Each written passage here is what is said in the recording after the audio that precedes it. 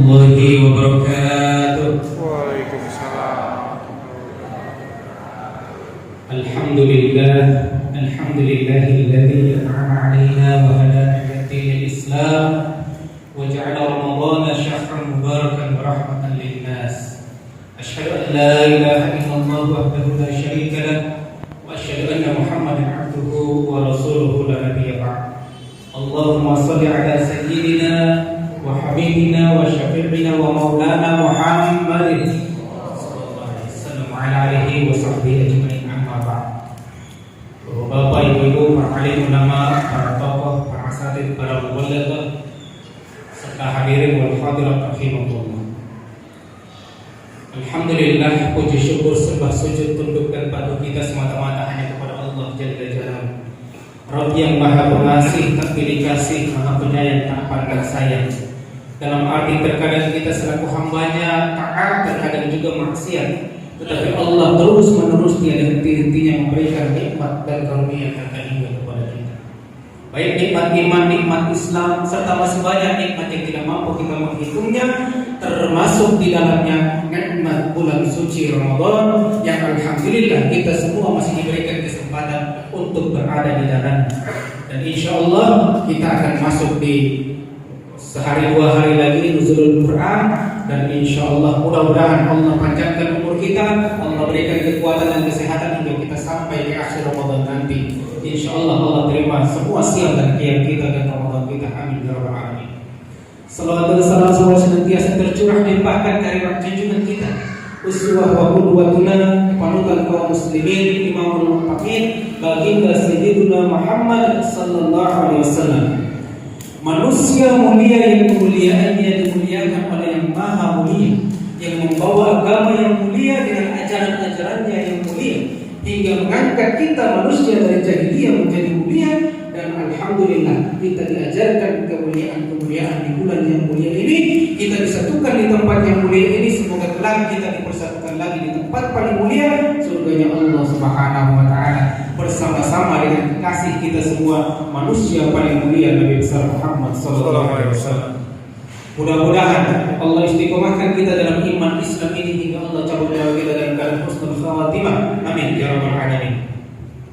Bapak Ibu jemaah rahimakumullah, singkat saja Al-Fakir kembali mengingatkan kepada kita sekalian hakikat dari ibadah, buah dari Ramadan dan hikmah dari puasa adalah bertakwa kepada Allah, dalam arti mengerjakan perintah-perintah Allah, meninggalkan larangan-larangan Allah. Allah berfirman, "A'udzu billahi minasyaitonir rajim. Ya ayyuhan nasu u'budu rabbakum alladzi khalaqakum wal ladzina min qablikum la'allakum tattaqun." Kata Allah, wahai seluruh manusia, sembahlah Allah, Rabb yang menciptakan kalian dan orang-orang sebelum kalian, agar kalian bertakwa, mengerjakan perintah Allah, meninggalkan larangan Allah. Ini pula yang Allah perintahkan kita dalam berpuasa. Ya ayyuhalladzina amanu kutiba 'alaikumus shiyamu kama kutiba 'alal ladzina min qablikum la'allakum tattaqun. Artinya kita disuruh menyembah Allah, kita disuruh untuk berpuasa semata-mata untuk menghasilkan takwa, mengerjakan seluruh perintah Allah, meninggalkan seluruh larangannya. Sebab kalau ini tidak kita hasilkan dalam Ramadan, di dalam puasa kita tidak mengerjakan perintah-perintah Allah, bahkan melaksanakan apa yang dilarang oleh Allah, kita diwanti-wanti oleh Rasulullah, rubba sha'imin hazzuhu min siyamihi al-ju' wal 'atash. Betapa banyak orang-orang yang berpuasa tidak mendapatkan apa-apa dari puasanya, melainkan hanya sebatas lapar dan haus semata. Hadis riwayat Imam Ibnu Majah. Maka Bapak Ibu rahimakumullah, marilah kita bertakwa kepada Allah. Ramadan ini belum tentu kita bisa berjumpa di Ramadan yang akan datang. Maka Ramadan ini sebagai hadiah spesial yang Allah berikan kepada kita, marilah kita tingkatkan spirit keimanan dan takwa kita. Dan takwa tentu ada panduannya. Sebagaimana HP ada panduannya, mesin cuci ada panduannya, begitu pula takwa. Apa itu? Al-Qur'anul Karim. Dzalikal kitabul la raiba fihi hudal lil muttaqin. Kitab ini kata Allah tidak ada keraguan sedikit pun di dalamnya, meskipun satu huruf kata Allah. Seluruhnya, bahkan setiap huruf yang kita baca mengandung kebaikan dan pahala dari Allah Subhanahu wa taala. dan dia merupakan petunjuk bagi orang-orang yang bertakwa. Bapak Ibu rahimakumullah, Al-Quran ini selain mukjizat dan kelak nanti akan memberikan syafaat bagi kita di yaumil akhir nanti. Di dunia, Al-Quran ini turun kepada siapa saja, di mana saja, dia akan menjadikan hal tersebut menjadi yang terbaik. Minaz zulumati ilan nur. Dia mengangkat dari gelap gulita menuju cahaya yang terang benderang. Kita lihat Al-Quran dibawa oleh malaikat Jibril. Jibril menjadi malaikat terbaik. Diturunkan kepada Nabi Muhammad SAW, beliau menjadi nabi dan rasul terbaik karena Al-Quran. Al-Quran diturunkan kepada umat Islam menjadi khairul ummah ukhrijat linnas, umat terbaik di antara seluruh manusia kata Allah. Al-Quran. Al-Quran diturunkan di Mekah dan Madinah. Dua kota ini menjadi kota terbaik, bahkan kelak Dajjal akan mengarungi seisi bumi kecuali hanya dua kota ini yang tidak mampu ditembus oleh Dajjal. Al-Quran diturunkan di bulan Ramadan. Ramadan menjadi bulan terbaik. Diturunkan di malam Al-Qadar, Lailatul Qadar menjadi malam terbaik, bahkan lebih baik dari 1000 bulan. Itulah Al-Quran. Bahkan kata Rasulullah, khairukum man ta'allama al-Qur'ana wa 'allama. Sebaik-baik di antara kalian adalah orang yang belajar dan mengajarkan Al-Quran. Riwayat Imam Bukhari. Masya Allah Bapak Ibu, tidak ada satupun ahlul Quran yang terhina di muka bumi. Bahkan kalau kita jalan di sepanjang Jabodetabek ini, kami safari, itu rata-rata masjid itu adalah hafiz-hafiz muda, Masya Allah, yang masih remaja bahkan sudah diangkat memimpin sholat. Inilah kemuliaan Al-Quran. Allah angkat derajat siapa saja yang di dalam dirinya ada Al-Quran. Bahkan kita yang belajar saja dikatakan sebagai sebaik-baik di antara manusia, di antara orang-orang yang beriman. Masya Allah, setiap huruf mengandung kebaikan dan pahala. Bapak Ibu rahimakumullah, ini kalau kita baca, kita belajar dan mengajar, pahala kita dapatkan, kemudian derajat sebagai orang-orang terbaik. Apalagi Bapak Ibu, di bulan suci Ramadan, bulan turunnya Al-Quran, kita ikut mewakafkan Al-Quran. Ketika kita wakaf Al-Quran itu menjadi sedekah jariyah, pahala yang terus-menerus mengalir, dan orang-orang yang membacanya, insya Allah setiap pahala dari mereka dikirimkan kepada kita tanpa mengurangi mereka. Derajat mereka sebagai orang yang terbaik pun akan ditransfer kepada kita. Ma la yatimul wajib illa bihi fahuwa wajib. Pahala kita dalam sebagai wasilah. Bapak Ibu rahimakumullah, singkat saja. Al-Fakir adalah dai asal Maluku. 7 tahun yang lalu memutuskan kembali ke Maluku berdakwah. Sebelumnya di sini sebagai dai dan juga dosen. Kemudian istri orang sini kami ajak ke sana karena ada beberapa persoalan penting dan genting. Apa itu kami sebutkan dua saja. Pergaulan bebas yang sedemikian rupa, dan yang kedua adalah perjudian terutama togel. Bahkan mohon maaf Bapak Ibu, imam masjid sampai main togel. 6 bulan yang lalu kami sampaikan ini di sebuah masjid. Ada dosen IPB peneliti yang sering ke Maluku. Beliau sampaikan, Ustaz, saya juga penelitian ke Maluku, saya temukan hal yang sama. Apa itu? Imam masjid main sabuk air. Ini miris Bapak Ibu. Mereka adalah saudara kita, umat dan wahidah, umat yang satu, kal jasadil wahid. Kita semua ibarat satu tubuh. Bapak Ibu, kami sampaikan, kalau dengar nama Maluku atau Ambon atau K, kebetulan kami dari K. Kalau kita dengar Maluku, Ambon, K, kadang-kadang kita tidak tahu di sana ada Muslim. Bahkan kalau terdengar nama K atau Ambon itu yang muncul image yang rada-rada gak enak. Ya itulah apa K itu. Ternyata Bapak Ibu, kalau kita buka internet, Wikipedia saja, Maluku itu lebih dari 50% Muslim. Apalagi Maluku Utara yang sudah jadi provinsi sendiri, lebih banyak lagi, hampir 90%. Maluku lebih dari 50% Muslim. Gubernur sebelumnya seorang Habib Said As-Segaf. Bahkan gubernur saat ini juga mantan komandan Brimob Polri, Bapak Murad Ismail, Muslim juga. Ambon lebih dari 50% Muslim. Bahkan Kepulauan K itu ada kota, ada kabupaten. K-nya 90% Muslim, kabupatennya itu dibagi 3. Muslim sekitar 40%, sisanya Katolik Protestan. Intinya mayoritas di sana Muslim. Tapi kenapa ketika kita mendengarkan Maluku, Ambon, K, seakan-akan itu bukan negeri Muslim. Bahkan kita tidak tahu bahwa di sana ada Muslim. Ini menjadi persoalan buat kita semua. Berarti ada sesuatu. Apa itu Bapak Ibu? Kalau kita dengar Maluku itu dikenal dengan negeri kepulauan. Kalau di Jawa kan kita mau ke Cirebon, ke Bogor, Bandung, bahkan Surabaya, apalagi sebentar mudik cukup dengan motor atau mobil kita sudah pergi kemana. Tapi di Maluku nggak bisa Pak, Bu. Itu 1000 pulau, dikenal 1000 pulau ibarat kata dari 1000 pulau itu nggak sampai 100 pulau yang dilalui oleh transportasi umum laut. Sisanya di mana 900 pulau lebih? Tidak bisa pakai kecuali punya pribadi atau nyewa. Berapa nyewanya? Kami pernah coba nyewa waktu itu kalau tidak salah 6.400.000 per hari. Cuma menjangkau 3 pulau.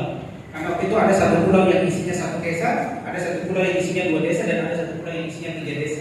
Nyewa hampir 7 juta sehari cuma menjangkau 3 pulau saja, Bapak Ibu yang dirahmati oleh Allah Subhanahu wa taala. Akibatnya apa? Ketika transportasi susah bahkan biaya mahal, dai-dai sulit ke pelosok-pelosok, hanya ada di ibu kota. Alhamdulillah, rata-rata setiap ibu kota ada dai, tapi di pelosok-pelosok tidak ada dai. Akibatnya pemahaman umat Islam minim di sana. Bahkan hari pertama Ramadan ini kami sampaikan di Masjid Jatinegara, seorang habib datang. Kata beliau, Ustaz, saya 10 tahun terakhir pergi ke Maluku, bolak-balik ambil kayu putih, kayu gaharu dan lain sebagainya. Bahkan beliau pergi ke pulau-pulau yang tidak dipergi oleh pejabat dan tokoh-tokoh di sana. Singkat cerita, beliau sewa itu speed. Kebetulan yang mengendarai speed ini punya istri ada di pulau yang mereka akan datang. Dan beliau sudah lama tidak pergi ketemu istrinya. Ketika mereka pergi ke pulau tersebut, selesai urusan, habibnya kembali ke speed, orang tersebut belum kembali. Ditunggu agak lama, orangnya datang minta maaf ke Habib. Habib, mohon maaf, udah lama gak ketemu istri, jadi selesaikan dulu. Kata Habib, gak apa-apa, cuman ente udah mandi belum? Kata beliau, Habib, mandi apa Habib? Mandi junub lah. Mandi junub itu apa Habib? Masya Allah, bayangkan Bapak Ibu, di pelosok-pelosok tidak terkena dakwah karena kaidah tidak terjangkau di sana, akibatnya pemahaman Islam sangat rendah di sana. Kami cuma cerita 2 kisah singkat saja.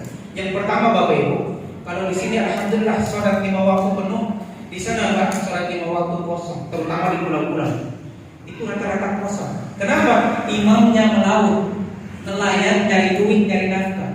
Imamnya melaut, makmumnya semua ikut melaut, masjidnya kosong, jamaahnya amin wa alam jamaah, enggak ada sama sekali. Yang terisi cuma sholat Jumat saja. Ada sedikit sholat maghrib, tapi setelah maghrib itu pun sedikit saja, bersiap untuk melaut lagi. Jadi isanya di laut atau alam sholat itu. Sholat Jumat saja yang ada. Tapi yang ini sholat Jumat Pak. Apa sholat Jumat? Ini cerita Rasul dari imam-imam masjid Pak. Ini bulan suci Ramadan, bulan yang mulia, dan kami ada di tempat yang mulia, dan kami tidak karang-karang sedikit pun. Dan ini cerita dari imam masjid. Dan kami sudah pergi ke kabupaten tersebut, tapi waktu itu tidak sampai ke pulau karena cuacanya ekstrim. Speednya dan transportasi laut tidak jalan. Kami konfirmasi ke dai di pusat ibu kota tersebut dan mereka menggunakan apa itu? Ini miris Bapak Ibu. Sholat Jumat karena rata-rata semua awam yang bisa berani menjadi khotib rata-rata cuma 1 orang. Itu pun naik baca buku. Tapi bukan itu persoalannya. Banyak karena orangnya awam, pas-pasan ilmunya untuk memberanikan diri Bapak Ibu sebelum naik mimbar Jumat, sebelum khutbah, khotibnya minum dulu. Bukan minum air putih seperti kita, bukan minum kopi Pak, alkohol Bapak Ibu. Bayangkan, kalau kita nonton televisi sebelum penyanyi naik nyanyi menghilangkan grogi, itu minum dulu supaya berani. Ternyata bukan hanya di dunia hitam Pak, di dunia putih yang salah jalan itu juga ada. Dan ini menjadi tanggung jawab kita semua. Kenapa? Karena memang salah satunya adalah dai sulit terakses ke sana. Ketika kami sampaikan, kami tanyakan kepada dai itu, kata beliau, ini kami tidak edit sedikit pun. Bahasa beliau persis, Ustaz, bukan hanya itu, tapi jika 5 tahun yang akan datang, kata beliau persis, dai tidak datang ke pelosok-pelosok ini, kemungkinan besar Islam sudah tidak ada lagi di sini. Bisa jadi masyarakatnya memang tetap Muslim, tapi sudah tadi mandi junub saja tidak tahu. Bisa jadi memandikan jenazah juga tidak tahu. Dan hal-hal tentang Islam mereka sudah tidak tahu. Kenapa? Karena di sana ada juga animisme, dinamisme yang tidak beragama juga ada, dan mereka hidup campur baur. Bapak Ibu, kami tutup ini dengan kami sampaikan tentang persaksian kami. Kebetulan kami diamanahkan ketika ke sana, diamanahkan sebagai pembina pemuda di sana. Alhamdulillah beberapa preman yang tadi disebutkan di sana ada beberapa preman. Kemudian salah satunya adalah bandar narkoba terbesar se Indonesia. Timur, Pak. Bukan Maluku, bukan K. Se-Indonesia Timur mengendalikan narkoba ke Indonesia Timur dari Jawa. Kebetulan beliau ke sana. Ketemulah, alhamdulillah, biiznillah dengan taufik hidayah Allah, beliau ketemu, lalu beliau memutuskan hijrah dan saat ini dalam Islam. Cuman yang miris adalah beliau salah seorang alumni pondok pesantren terbesar di Indonesia. Salah satu pondok pesantren. Mungkin Bapak Ibu semua tahu nama pondok pesantren. Tapi yang jelas bukan salah pesantrennya, karena banyak ulama besar lahir dari sini. Yang jelas adalah pergaulan saat ini sudah sedemikian miris. Lalu akhirnya alhamdulillah kami juga saat ini diamanahkan sebagai ketua MUI Kota Surabaya di Maluku. Dan yang kami ingin ceritakan, kami terkotak dengan Badan Lengkap Al-Quran sebagai penutup, membagikan Al-Quran di sana.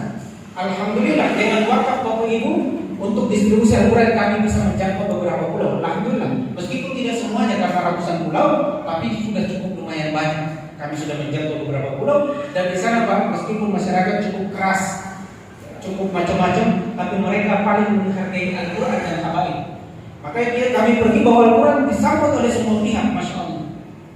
Dan Masya Allah, kami menyaksikan dengan sendirinya mukjizat Al-Quran yang Bapak Ibu. Karomah yang Allah berikan dalam proses distribusi Al-Quran bukan hanya sekali dua kali, selalu Pak.